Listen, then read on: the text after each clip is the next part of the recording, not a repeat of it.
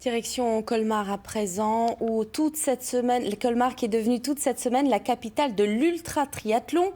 Une compétition hors norme où les 14 courageux engagés vont tenter de dépasser les limites sportives du corps humain. Vous allez le voir. Explication, Manuel Goetz et Philippe Dezante. 75 heures déjà qu'Emmanuel Sellois a débuté son quintuple ultra-triathlon. Et même si à ce moment-là, il a encore une dizaine d'heures à devoir courir, le moral est bon.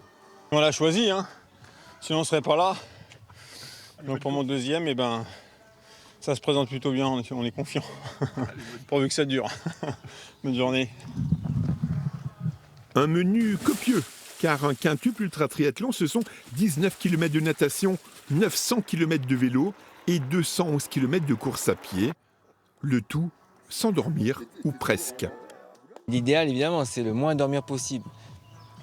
Il faut quand même un peu se reposer pour dormir, pour courir plus vite. C'est un équilibre à trouver. Est-ce qu'on perd plus de temps à dormir ou est-ce qu'on perd plus de temps à être ralenti? C'est l'équilibre à trouver. Et chacun a sa propre expérience.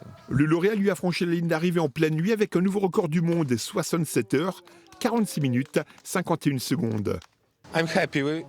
Je suis content d'être le nouveau recordman du monde, mais ce n'est pas le plus important. Je le fais pour moi. Vous ne pouvez pas toujours être le meilleur. Cette année, c'est le cas, mais l'année suivante, un autre vient et fait mieux que vous. Emmanuel Sellois court toujours et peut compter sur l'aide précieuse de sa compagne. Emmanuel, il est capable de se débrouiller tout seul. Mais c'est toujours un plus, parce que voilà, là par exemple, quand il descend, je lui passe de l'eau, quand il remonte, c'est un mélange de coca et d'eau. S'il est tout seul, il ne va pas s'hydrater autant. Donc c'est important, oui. Colmar qui reste la capitale de l'ultra-distance jusqu'à dimanche, avec des doubles et triples Ironman. Le vainqueur du quintuple a, lui, bien mérité de se reposer.